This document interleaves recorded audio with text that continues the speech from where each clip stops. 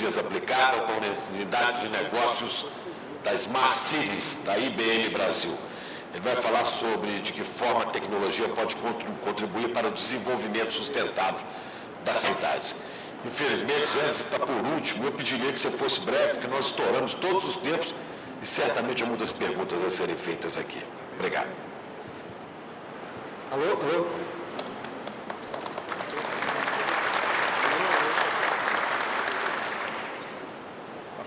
Bom dia. É um privilégio poder participar desse painel brilhante. E eu gostaria de trazer para vocês o foco em um aspecto muito importante, que é a tecnologia, a evolução da tecnologia. É claro que a tecnologia por si, ela não tem significado se nós não a utilizarmos, se nós não a adotarmos no planejamento, no nosso dia a dia, no nosso modelo de gestão. Mas, com certeza, ela nos ajuda a repensar os nossos paradigmas, a pensar a cidade do futuro, que é o nosso objetivo aqui, instigar e debater alguns desses aspectos. Então, é sobre isso que eu vou comentar bem rapidamente, como o Chico solicitou, apresentar alguns slides, onde nós queremos mostrar alguns aspectos importantes. Nós precisamos hoje repensar a nossa maneira de construir as cidades, como nós construímos, até o nosso planeta como um todo. Nós estamos esgotando os recursos finitos e estamos em excesso explorando os recursos renováveis, além até da sua capacidade de renovação. Então, nós precisamos repensar isso. E a tecnologia pode contribuir bastante, e é isso que eu quero mostrar para vocês.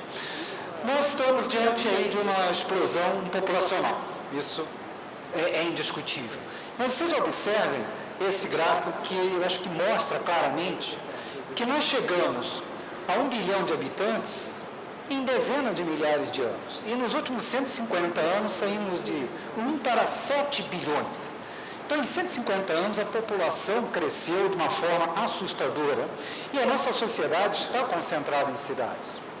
Aqui no Brasil, se nós formos há 60 anos atrás, em 1950, 20% da população talvez morasse em cidades. Hoje, nós temos quase 90% da população concentrada em centros urbanos. Isso significa que cerca de 160 a 180 milhões de pessoas mudaram ou nasceram nas cidades. E esse crescimento muito rápido, sem planejamento, levou a grandes problemas e a imensos desafios que temos pela frente. As cidades crescendo de uma forma desordenada, e nós estamos vendo isso acontecer no mundo inteiro, elas, por outro lado, elas se tornam cada vez mais importantes até que as próprias nações, são muito mais ágeis para isso. Basta olhar esses dados em relação à América Latina. As principais cidades, cerca de 170 maiores cidades da América Latina, têm um PIB equivalente somadas ao PIB da Índia e da Polônia. Então, o poder de decisão está se deslocando para as cidades. As coisas começam a acontecer nas cidades e depois podem se espalhar pelo país como um todo. Mas nós temos desafios nas cidades, sim, nós temos desafio do crescimento desordenado que leva a um trânsito caótico, que leva à situação de saturação da infraestrutura. Não houve planejamento. Isso são décadas e décadas onde não se olhou o planejamento adequadamente. As cidades correram atrás da sua própria expansão. A população se expandia e o planejamento e a gestão urbana acompanhou muito atrás, muito atrasada esse processo.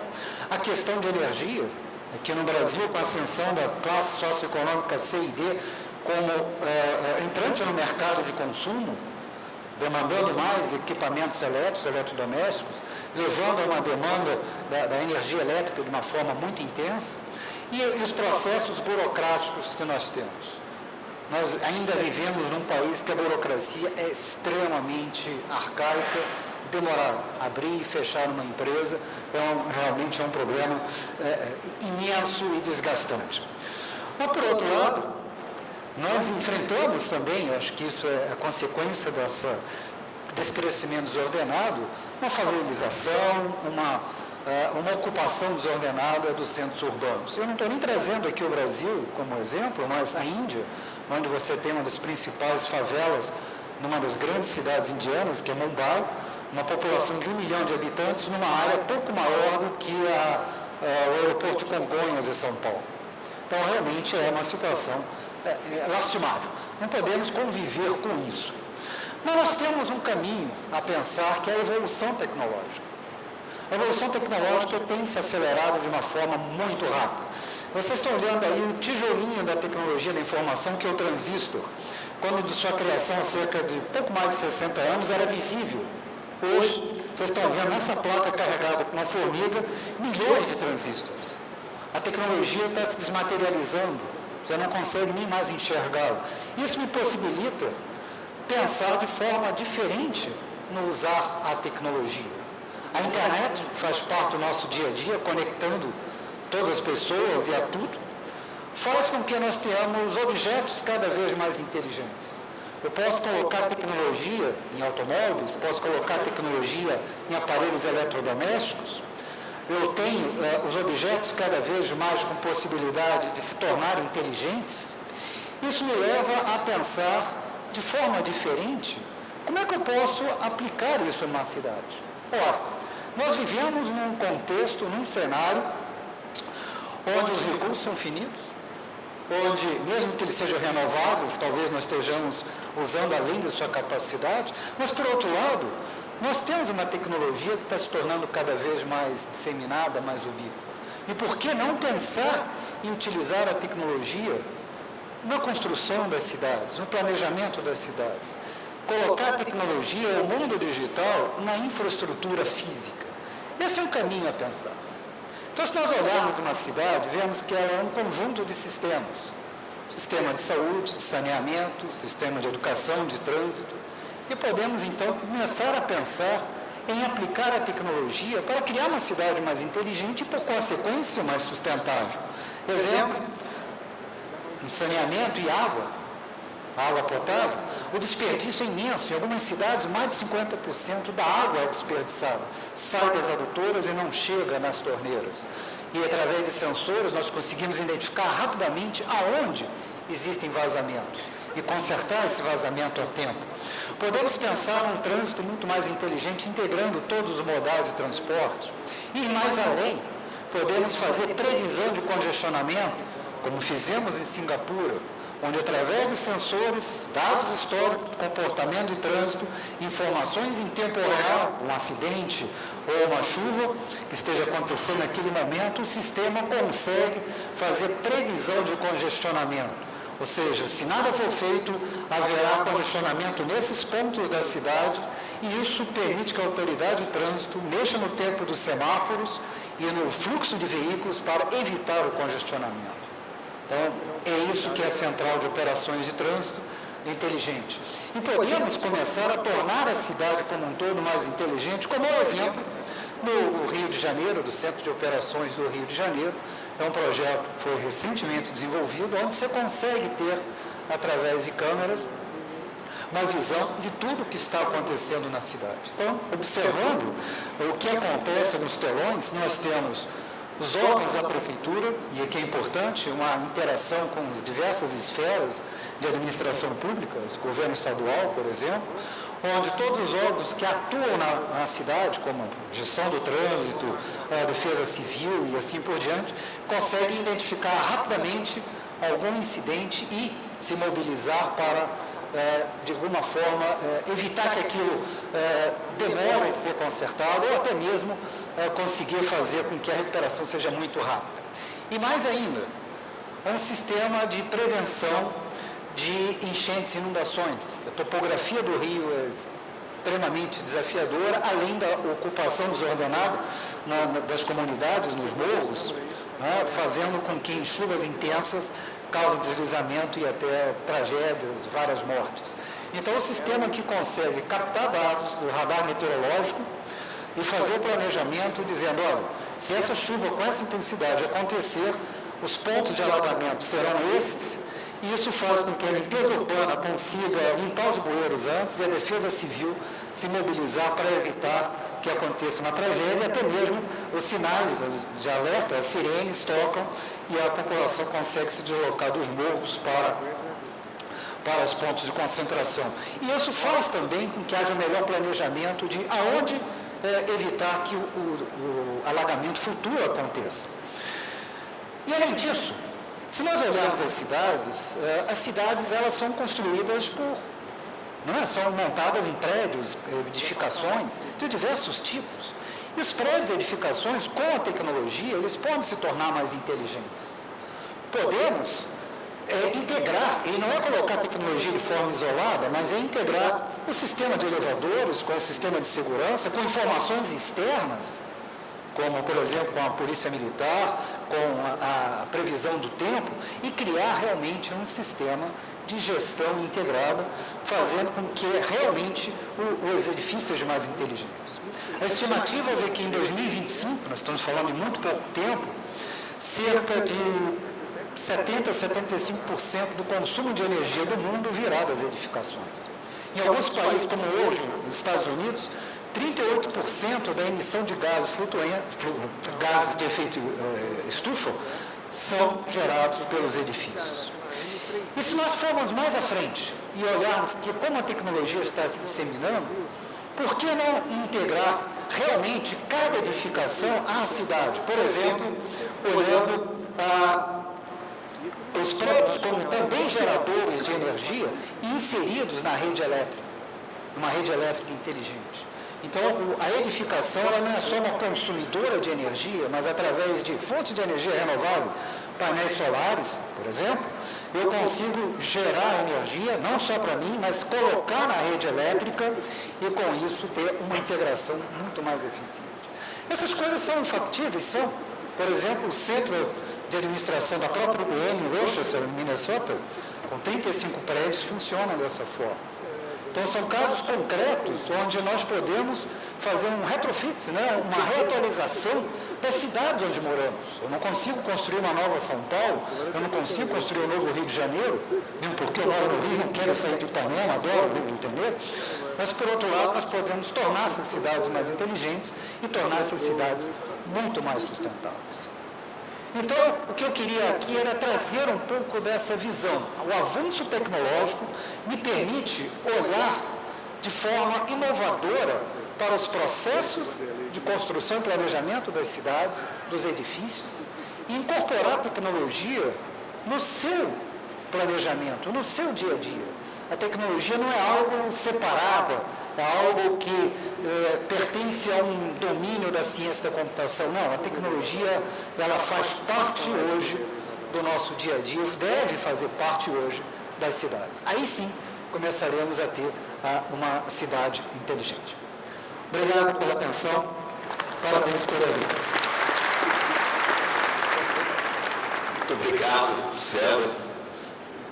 E desculpa pelo aperto de tempo, mas eu quero te agradecer em nome de todos para que a gente possa começar com várias perguntas que vão chegando aqui. Bom, eu vou pedir mais uma. Bom, tem muitas perguntas aqui para o Silvio Barros. Maringá está bombando aí. Maringá, ao chegar nos padrões elevados de indicadores socioeconômicos, tem sofrido a invasão de pessoas em busca de oportunidade, qualidade de vida, quer dizer, há um risco de inchaço da cidade. Como é que isso impacta nos serviços de saúde, educação e negócio de Maringá? Essa pergunta vem do Edson, que é coordenador do projeto de construção civil do SEBRAE do Paraná.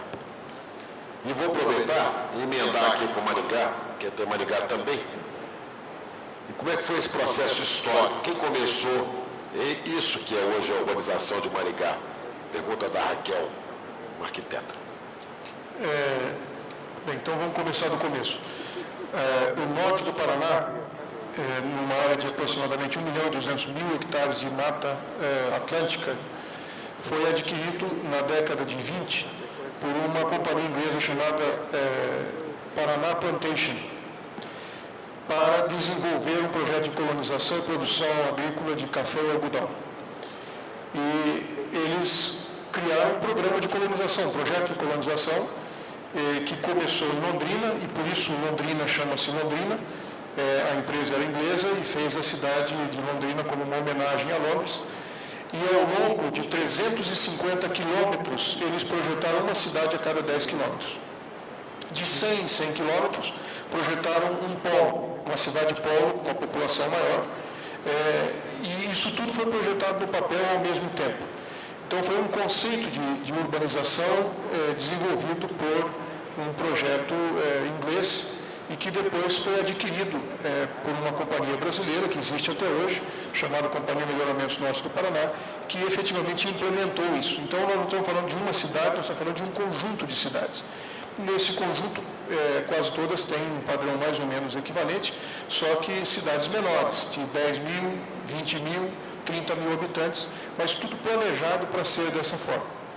E claro, Maringá foi planejado para 150 mil, hoje está com 350, mas houve o outro crédito, não só da companhia, mas o crédito dos gestores e da comunidade foi de se manter leal e fiel ao planejamento, coisa que nem todas as cidades da região fizeram. Nem todas se mantiveram fiéis ao planejamento original, mas Maringá procurou se manter fiel, então nós temos uma cidade bastante tranquila. E respondendo a segunda parte, a primeira pergunta, eu diria o seguinte: não houve um inchaço na cidade. E o planejamento que a comunidade desenvolveu é para que em 2030 a gente chegue a não mais do que 600 mil habitantes. Nós gostaríamos, enquanto comunidade, que fosse menos.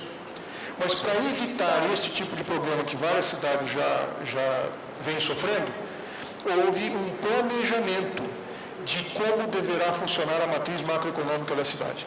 Que tipo de atividades nós vamos desenvolver? Então, nós estamos associando aquilo que o presidente Paulo Simão colocou com muita competência, como a proposta do ENIC, a vocação da cidade qual é? Então, nós estamos direcionando a nossa vocação para atividades que exijam um determinado tipo de mão de obra. E é justamente o tipo de mão de obra que nós mesmos estamos formando entre os nossos 40 mil universitários. Então, com isso, a gente não tem a oferta de emprego de baixa renda que faz com que as pessoas se mudem para lá para arriscar. Nós não temos tido esse tipo de problema, por isso não temos favela, não temos invasão de pessoas na cidade. Nós temos crescimento, não inchaço. Agora, eu tenho outra pergunta aqui que também vai para Maringá, por isso que eu estou aumentando, do Fernando Rose, do Sinduscon do Pará. Tem os três poderes, executivo, legislativo e judiciário, e tem o quarto, que é o poder da sociedade urbana. Juntos decidem tudo o que é necessário para a cidade, etc. Está muito bom, mas as perguntas são: qual é o papel do legislador lá na cidade de Maringá? Ele é ouvido pela população? Ou ouve a população? Qual a sua função? É negócio ser vereador em Maringá? Dá grana? Para que serve vereador? Maringá ou qualquer lugar do Brasil, eu gostaria de saber. É o seguinte, gente, não é um bom negócio, não. Aliás, a sociedade travou, do ano passado, um embate extremamente violento com a Câmara de Vereadores, que queria passar de 15 para 21 vereadores, queria passar o salário de 5.800 para 12, queria fazer algumas coisas e a sociedade não deixou. Eles não permitiram, então o conflito é um conflito bastante intenso. Eu, como prefeito, não posso reclamar da Câmara de Vereadores, porque nos últimos 3 anos eles vêm devolvendo para a Prefeitura 2 milhões de reais por ano que eles não estão utilizando. Para que serve o vereador, senhor prefeito? Vereador vem da palavra vereda. É aquele que indica o caminho. Isto é a essência da palavra vereador. É o indicador do caminho. Ele representa uma comunidade e esta comunidade precisa de determinadas coisas, ele indica para o executivo e através do instrumento legal o caminho a ser seguido para que se atenda essa demanda da população. Mas isso infelizmente no Brasil, muito mais teoria do que prática. Pois é, quer saber como é que convive. Aliás, a conversa está aberta por Paulo, Edson, todos vocês. Eu só quero saber na prática para que serve o vereador. O que eu tenho visto no Brasil afora é o seguinte: a Câmara Municipal serve para aprovar o que o prefeito quer. Quando o prefeito não consegue fazer aprovar o que ele compra de alguma maneira os vereadores põem preço, criam leis para vender facilidade, fazem negocinhos, ganham eleição e tomam o dinheiro da população. Essa é, a grosso modo, a realidade que é vereador no Brasil. Para saber o seguinte, para que serve essa figura que custa hoje em Belo Horizonte, se não me engano, cada vereador custa hoje em Belo Horizonte uma coisa em torno de R$100 mil. Você contar os aspone todo, gabinete, carro, custo do prédio, esse negócio. Eu quero saber para que serve vereador numa visão de cidade assim. Chico, deixa eu falar uma coisa aqui para vocês com toda a sinceridade. Você falou 3 poderes: legislativo, executivo e judiciário.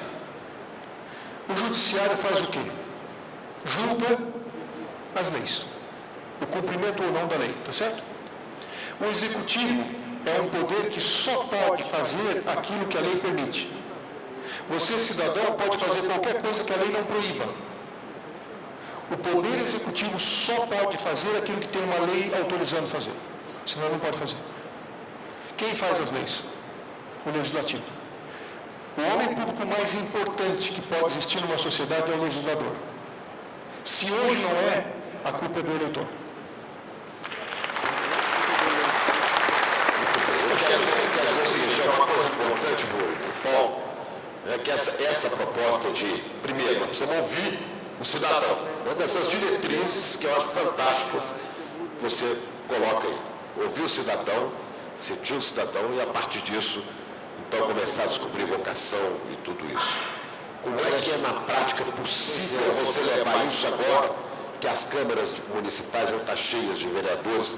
Infelizmente, a maioria, a gente sabe, picaretas, vários prefeitos vão ser eleitos sem vocação alguma, sem compromisso com partido nenhum, porque os partidos também não têm compromisso com nada, a não ser com o seu próprio curralzinho.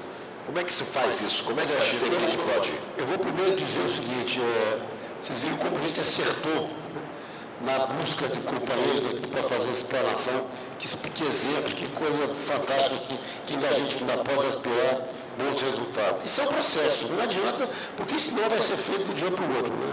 Quando eu insisto naquilo que eu falei, da participação da sociedade, da organização da sociedade, que vai tomando espaço, não é que vai competir, ele vai assumindo espaço na decisão das coisas da cidade, vide o Maringá, aí você começa a acreditar, porque você vê, quer passar de 17, de 9 para 15 não passa, a sociedade tem uma posição firme de coibir os abusos e ajudar a construção da coisa. Isso é lógico que vai demorar muito tempo, mas o que a gente sente é que essa consciência já começa a se sentir claramente. Então é aquilo, nós temos que ter entidades, organizações que liderem o processo de organizar esse processo e ir construindo isso aos poucos, de uma outra forma. Né? Quando a gente fala em vereadores, ou Câmara dos Deputados, Câmara de vai legislar, há quanto tempo a Câmara dos Deputados não existe no Brasil? Né? Só através de medida provisória. Quer dizer, até isso está perdendo a função. São raras, às vezes, em que há um debate com a sociedade para determinar a lei A, B ou C, para mudar uma lei. Quebrar.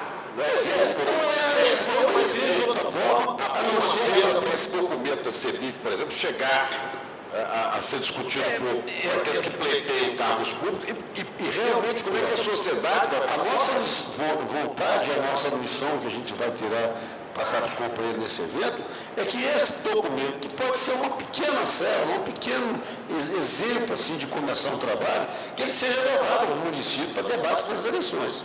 Claro que isso é muito fácil de falar, é difícil de fazer. Nós vamos tentar fazer isso, né, de levar isso para a discussão num debate para contar da eleição, poxa, né, e distribuir cartilha para onde a gente puder. Isso é, a nossa vontade é essa. Para que tenha um documento que possa dar início ao debate. Se não houver debate, se não houver diálogo em cima do tema, nós não vamos desenvolver isso nunca. Eu acho que a gente lembra pouquíssimo tempo atrás, quando aqueles malucos radicais ambientalistas que ficavam de barquinho parando caça de baleia, a gente ria, gozava, está aí hoje. Não há uma criança, não há um cidadão do Brasil hoje que não pensa no ambiental sem o radicalismo, sem o exagero. Então, é essas coisas que nós vamos ter que começar a introduzir. Já há consciência hoje da necessidade de fazer. Vamos trabalhar e juntar o maior número possível de pessoas, entidades, para que isso possa ter velocidade. Bom, estou pedindo para avisar aqui ao público que as apresentações serão disponibilizadas no site da CEBIC em PDF. Tá? Tem o site da CEBIC e daí, né, todos poderão participar, assistir às apresentações. E Maurício Rosca manda parabéns ao Paulo Simão pela concepção desse debate e me faz uma pergunta: como é que a mídia pode colaborar para divulgar essa nova cultura? E eu já vou respondendo. Eu acho que a mídia depende muito de participação da sociedade também. Né? E há várias maneiras de participar. Várias maneiras de participar. Muitas pessoas se queixam da mídia, que a mídia é isso, a mídia é aquilo. A mídia tem colocado, na medida do possível, essas questões em debate. Agora eu preciso que as pessoas interfiram. Eu trabalho hoje é a segunda maior televisão do planeta. A TV Globo hoje é a segunda maior emissora de TV do planeta. E ela é sensível, extremamente sensível à opinião dos seus telespectadores. A opinião pode chegar por diversos canais, pelas redes sociais, o tempo todo a Globo está ligada nas redes sociais e monitorando isso, pelo telefone, pelo centro de atendimento do telespectador, pela mídia, pela imprensa em geral. Então, a mídia que nós queremos e os assuntos que nós queremos, a gente precisa cobrar, a gente precisa participar e se manifestar. Essas manifestações são ouvidas sim. E vamos ter cada vez mais a televisão e a mídia da qualidade que nós queremos ter. Chegando mais perguntas aqui, vamos ver. Bom, pergunta para o Paulo Simão. Parabenizo o CEBIC pela iniciativa, a CEBIC de buscar o caminho de cidade sustentável do Brasil.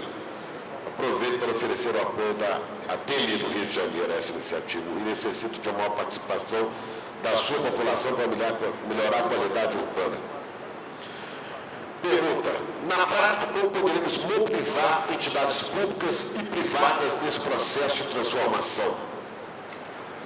A pergunta é de Epimir Chevel, urbanista, desculpa se eu erro o nome aqui, consultor, ATEMI Rio de Janeiro, Banco Mundial. Como a gente pode então mobilizar, como é que a gente pode fazer com que isso seja mais intenso? Esse processo, eu imagino, o que nós estamos fazendo aqui hoje é isso, quer dizer, a gente está reunido aqui, discutindo um tema dessa, produzindo documentos que vamos ter a intenção de levar à sociedade. Essa pergunta que o Maurício faz com relação à mídia, a CEBIC tem feito isso constantemente. No momento que a gente convida o Chico Pinheiro para vir cá, no momento que a gente convida a Sônia Bride, que foi no nosso Condição Sustentável, assistir, ouvir, e nós estamos levando a posição do setor, que certamente vai ter reflexo lá na frente, e eu acho que esse é o caminho que temos que fazer, e multiplicar isso onde a gente puder, dentro da sociedade organizada que a gente estiver participando, né? Fazer a nossa parte, eu acho, levando as nossas posições aos governos, né? Levando os trabalhos aos governos, né? Nós estamos sempre em discussão com o desenvolvimento, por exemplo, no Ministério das Cidades. Né? Você não tem a dúvida que isso vai ser discutido ali dentro, vai ser debatido ali dentro. Eu disse no meu discurso inicial, quer dizer, esse ENIC tem uma das missões de desenvolver um trabalho para tornar, por exemplo, Minha Casa Minha Vida sustentável. Então essa é uma contribuição efetiva, né, que nós vamos trabalhar para ver se melhoramos o padrão de qualidade da construção da casa que está sendo feita por interesse social, dentro da linha da sustentabilidade. São coisas práticas que nós estamos fazendo. Né? Eu acho que tem que multiplicar isso. Bom, o site da CEBIC, www.cebic.org.br. Eu queria só complementar aqui, respondendo essa pergunta em termos práticos. A gente assistiu em alguns painéis da Rio Mais 20, esse questionamento era de todo mundo, né? Como é que a gente faz as pessoas se interessarem e participarem. E no que diz respeito às cidades, eu anotei alguns muito interessantes. Tinha um software que desenvolveu um site chamado EcoCitizen. E esse site, ele induz as pessoas a usar as redes sociais para apontar problemas que a cidade tem. Então o camarada pega o celular dele, tira a fotografia de um fundo de vale que jogaram um monte de lixo e coloca lá, endereço tal, está aqui um problema. e coloca aquilo naquela rede. É evidente que aí precisa ter o poder público com vontade suficiente e estrutura para pegar tudo aquilo que está colocado ali e fazer alguma coisa. Mas já é um bom começo, porque pelo menos se o poder público tiver condições e tiver interesse, ele sabe aonde agir pontualmente de maneira concreta, objetiva e rápida. Um outro site muito interessante chama-se Give a Minute. Sensacional, sensacional. É uma proposta que desafia o cidadão a doar 1 minuto do seu dia, 1 minuto, para a sua cidade. Então, sabe aquele papelzinho post-it, aquele pequenininho, que autocolante? Você entra no site e tem um papelzinho daquele. Você só pode contribuir se couber no papelzinho. Não dá para você fazer um texto literário. É uma frase, algumas palavras que dão uma ideia que pode tornar a sua cidade melhor. Dê 1 minuto para a sua cidade e coloca aquilo por área, se é transporte, é o papelzinho cor-de-rosa, se é meio ambiente, o papelzinho é verde, se é infraestrutura urbana, o papelzinho é amarelo, enfim. O cidadão resolveu, viu uma coisa que podia funcionar, ele vai lá e prega. E depois uma ONG processa tudo isso e passa para a prefeitura em termos de ideias. Genial, gente! 1 minuto! Achei isso muito bacana. E tem um grupo de jovens brasileiros, e isso é que me deixou mais satisfeito, que criou um negócio chamado participação democrática.org.br. Cidade Democrática, perdão. Que é mais ou menos a mesma coisa, onde eles estimulam as pessoas através das redes sociais a participarem. É uma forma de mobilização concreta, objetiva, prática e que, com certeza, com o volume de pessoas usando o computador, deve funcionar. Eu estou muito entusiasmado com essas ferramentas e pretendo colocar isso em prática na minha cidade. O outro, aquele de pegar carona, né? O site de carona, sensacional. Você entra lá, vê onde você mora, onde você vai trabalhar, e quem é que mora no mesmo lugar que você, trabalha no mesmo lugar que você, que podia compartilhar, não precisa emprestar o carro, não. Né? Mas você vai uma semana no seu carro, outra semana no carro do outro, você reduz para 25% o seu gasto de deslocamento. Genial! Está no site e já está funcionando. Deixa eu dar um exemplo aqui, peraí, o César está na frente. Só para terminar, esse projeto que foi lançado, aliás, um dos países europeus, não lembro qual foi, que aqui tem o nome de Limpa Brasil. Já foram feitos vários desses projetos aqui no Brasil. Eu participei de um de Brasília. Há uma organização central.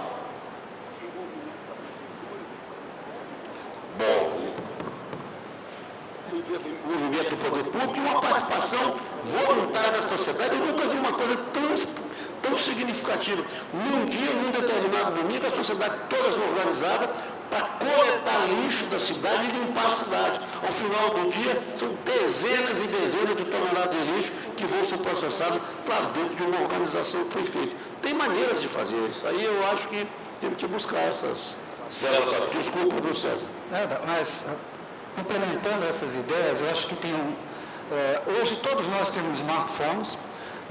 Nós vemos aí milhões de aplicativos gratuitos, quer dizer, as pessoas têm prazer em escrever o aplicativo. E algumas cidades estão usando isso como impulsionadora para gerar inovação. Vamos pegar um exemplo, nos Estados Unidos, a cidade de Washington DC, criou um concurso onde deu um prêmio de $5.000 para as pessoas desenvolverem, os cidadãos desenvolverem aplicativos que as pessoas têm uma criatividade muito grande, aplicativos que ajudassem a cidade. E isso trouxe assim, uma série de inovações muito interessantes de explorar informações que foram disponibilizadas publicamente, informações do governo da cidade. Então, as aplicações gratuitas foram fantásticas. E isso fez, além da participação da sociedade, uma redução do orçamento que a prefeitura teria que investir em construir esses aplicativos. Então, por exemplo, agora nós estamos com a lei de acesso à informação. Por que não começar a criar concursos onde toda essa garotada que usa tanto tablets, smartphones, desenvolvam aplicativos que você faça o download gratuito e com isso consiga acessar informações e contribuir para o poder público, influenciando nas decisões do poder público. É uma maneira de se usar a tecnologia de uma forma, eu diria, muito mais inteligente do que simplesmente fazendo joguinhos. Então, Tem uma questão aqui colocada pelo vice-presidente do Sinduscon de São Paulo, senhor Amoroso, a pergunta é para o Edson e a Bico. Como valorizar e mudar os projetos de edifícios e o crescimento das cidades do Brasil? Como mudar isso? Ele junta perguntando, né, se para direcionar todo esse processo, qual a importância da educação, que é tão abandonada no Brasil? Edson. A educação é fundamental. Nós temos mais 10 minutos aqui para encerrar. A educação é fundamental. Eu acho que liga muito com a parte da mídia. A mídia faz uma parte muito grande nesse sistema de educação. Não a educação necessariamente, na minha opinião, acadêmica, mas a educação que vem daqui, da família. Então, uma cidade que dá o ambiente, as condições para a família ser coesa, para a família ser feliz, gera educação. Tá? O investimento público que vai na educação acadêmica, isso também é muito, muito importante. O governo anterior da Inglaterra investiu muito na educação secundária, por exemplo, primária e secundária.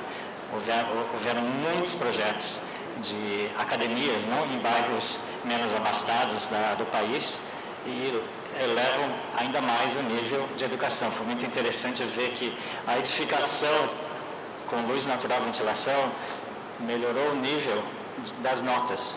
Tá? O estudante, o teenager, ele é muito explosivo, não? Se ele fica muito preso dentro de um lugar, ele quer sair. O último lugar que ele quer fica dentro da sala de aula. Então, arquitetura, construção, quantidade de ambientes sociais bons, melhora a educação. Uma coisa interessante que eu vejo nesses painéis, Rio+20, é essa disseminação do que o que está errado e como fazer, ou como melhorar. Tá? O brasileiro, eu acho que o brasileiro, nós já estamos lá na frente nessa parte de conscientização. A educação nossa está muito melhor do que em muitos países que jogam coisas fora, não? A educação é fundamental, sim. E outra pergunta é sobre o número máximo ou mínimo de garagens, é o ovo ou a galinha? Entendeu? É uma pergunta do João Crestano, como é que vai fazer a transição para esse excesso de carros com falta de transporte urbano? Sim. Vamos ter menos garagens que a gente tem menos carro, ou a gente vai ter menos carro porque a gente acabou com as garagens? Será que é por aí? Eu tenho uma opinião muito forte sobre isso, porque o prédio do Pepino, o Pepino que talvez vocês conheçam de Londres, todos os edifícios centrais de Londres, aquele prédio em si tem 4 garagens, 4. Tá? 4 garagens para cadeirantes, para disabled. É isso. Então, a prefeitura de Londres, na parte central, não permite carros. Se você colocar mais... Tem transporte público, Claro, tem transporte público. Quem que vem primeiro? Eu acho que os dois vêm primeiro. A demanda tem que ser feita. Eu acho que, na minha opinião, o órgão público do Brasil, que exige no mínimo certos números de carros, muitos investidores e developers daquele Brasil que eu converso, eles acham que não precisa daquele número de carros, mas está na lei. Sem aquilo lá, não tem conversa. A prefeitura não abre um espaço para diálogo. Eu acho errado isso. Eu acho que o mercado tem que ditar quantas vagas de carro o developer vai colocar no prédio dele, é o dinheiro dele. Tá? Se ele vai sobreviver vendendo ou alugando, é o problema dele. Eu acho que a prefeitura deveria colocar um teto, não um mínimo. Bom, nós chegamos ao... Só para completar isso, enquanto no Brasil a solução anticíclica for benefício para a indústria automobilística, a gente discutir vaga de garagem aqui, né? Toda vez temos um probleminha, a solução anticíclica é essa. Agora, o nosso projeto, com o inovação tecnológica de construção sustentável, ele já apontou, quando eles falam, gente para conversa, como chegar lá, isso é um processo, claro, mas tem tanta coisa para a gente fazer que poderá nos ajudar no ambiente para chegar lá, para começar pela reforma tributária. O sistema tributário brasileiro não ajuda em nada no sistema de inovação e de sustentabilidade. Em nada, ao contrário. Vamos ver agora. Primeira providência tomada diante da possibilidade de crise no Brasil é o poder público liberar dinheiro para a indústria automobilística. Segundo, criticamos aqui os vereadores. Os planos diretores, aí a sociedade tem culpa, Os planos diretores do Brasil são outro elemento que não nos ajuda em nada. Né? O governo, com o poder de compra que tem, eu nunca vi até hoje uma licitação pública que premiasse o indivíduo com uma solução sustentável. Ao contrário, é só preço mais baixo, preço mais baixo, guerra. Se você apresentar um projeto sustentável para 50 anos, certamente você não vai ganhar aquela. É baixo, alto lá, né? Se é mais baixo mesmo. Então, várias coisas precisam mudar, para que a gente possa ter um ambiente que seja favorável ao processo de mudança, como nós estamos querendo, que é uma mudança profunda, como eu disse, difícil, que é cultural e tudo mais. Agora, passa por isso tudo. Bom, eu quero dar um minuto para despedir de cada um, porque me cobraram do tempo aqui. Por favor, prefeito. A esperança é a última que morre. Então a gente não deve perder a esperança. É a última que não morre. Não deve morrer, né? A esperança não pode morrer. Então, eu quero, nesse minuto, só contar em um minuto para vocês, aqueles que não sabem, a história do porco-espinho. O porco-espinho, como muitos animais estavam morrendo na época, no período glacial, eles chegaram à conclusão de que eles tinham que se juntar para um esquentar o outro. E na hora que juntou aquele bolo do porco-espinho, foi um espeta daqui, outro espeta de lá, um desconforto geral. Resolveram que não dava certo, cada um seguiu o seu caminho e começaram a morrer de frio.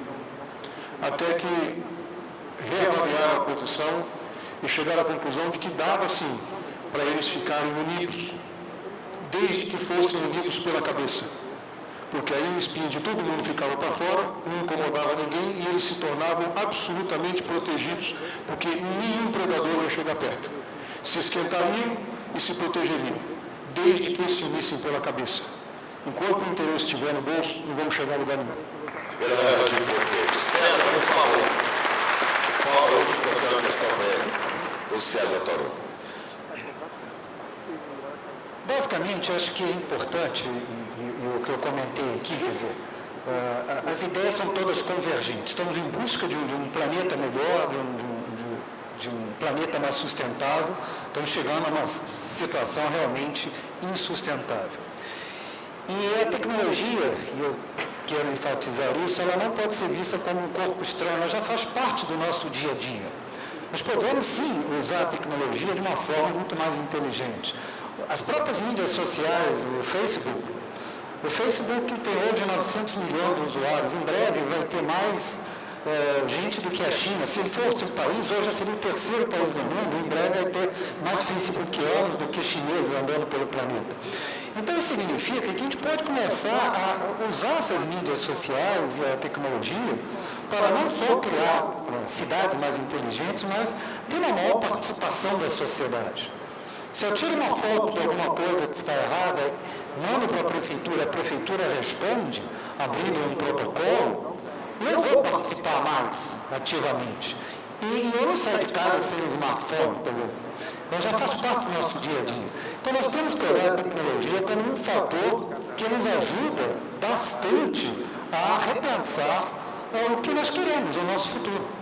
Então, isso é, acho que, basicamente, o papel da tecnologia e das empresas de tecnologia. Contribuir realmente, sim, para que a gente repense o futuro das cidades. Antes de passar a palavra para o Edson ali, lembrar, eu, de vez em quando, abro o Twitter para ver o tanto de coisa inútil que as pessoas escrevem, absolutamente inútil. E coisas no Facebook de relacionamento que seria muito interessante que as pessoas voltassem a se encontrar de corpo presente e não só. E que usassem essas mídias para isso, para informação relevante, para mudanças necessárias, para mensagens que sirvam para melhorar as coisas. É uma sugestão que eu deixo para todo mundo, vocês incentivem outros. Sim, Gabi.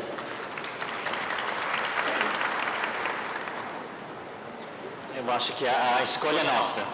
A responsabilidade é nossa. Tá? Nós, como engenheiros, arquitetos urbanistas, developers, é aqui que a gente começa. Tá? Eu acho que nós somos, talvez, nós somos o Estado, o governo é elegido, né? É eleito, não? Nós somos o Estado, nós mandamos. É aqui que começa, nós temos que dar o primeiro passo. Essa é a minha opinião. Muito obrigado, Edson.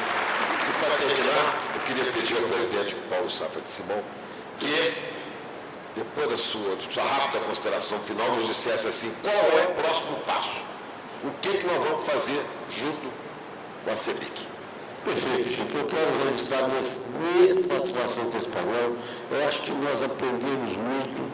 Acho que cada um de nós que está aqui nessa sala vai sair daqui pelo menos com alguma ideia diferente, como que eu posso usar isso no meu dia a dia, como que eu posso multiplicar isso. E assim que nós vamos tocar esse próximo, assim que nós vamos divulgar isso e vamos tentar participar. E como diz o Silvio, se a esperança é o último que morre, eu acho que é a esperança que vai nos mover para desenvolver os programas, projetos, visando o futuro. Com absoluta consciência das dificuldades, da complexidade, do tempo necessário para fazer, mas também temos absoluta consciência que nós temos a obrigação de dar esse passo. Então, quando você me pergunta o que nós vamos fazer, continuar desenvolvendo os projetos prioritários da Câmara de Inovação e Sustentabilidade. Este programa de desenvolvimento das cidades, que está exatamente na fase mais importante, que é a formatação do último momento do documento, vamos promover isso no sentido de divulgar e de maior participação. Como eu disse, a ideia é distribuir isso pelo Brasil para que isso possa virar um documento a ser entregue àqueles que vão concorrer no próximo pleito eleitoral e tentar divulgar e trabalhar da maneira melhor possível dentro das entidades e da sociedade organizada. Que nós participamos, e são várias, levando as nossas ideias, levando as nossas sugestões. É isso que nós vamos fazer, continuar no nosso dia a dia e confiante de que se todo mundo der um passo desse, o somatório disso vai lá na frente ajudar demais a mudança desse planeta, das nossas cidades. Como disse o senhor, muito bem, não tem nenhuma dúvida. Claro que muito arranjo político vai ter que ser feito no sentido de organizar melhor esse pacto federativo para que as cidades possam desenvolver de fato essa missão que elas vão ter, mas passa pela cidade, tivemos lá na Rio Marlute a reunião do C40, que são as 40 cidades, mas que foi um sucesso, pois eu não participei das reuniões, mas tive com prefeitos que participaram, com grandes resultados, compromisso dessas cidades, independentemente se o Obama veio, se a Merkel veio, ou se houve um documento melhor assinado. É o compromisso do cidadão com os seus cidadãos ali das cidades. É isso que a gente tem que incentivar. Obrigado, Chico. Eu quero agradecer aos nossos debatedores da presença, a todos os senhores, agradecer por ter sido convidado para estar aqui na minha querida BH, num momento tão importante do país e num evento tão importante quanto esse. Eu quero só deixar um recado para todos, só para lembrança. Hoje, que dia é? Graças a Deus é sexta-feira. E vamos tocar que é vida que segue com qualidade melhor. Obrigado a vocês. Obrigado aos participantes do debate. Encerramos aqui as atividades desta manhã.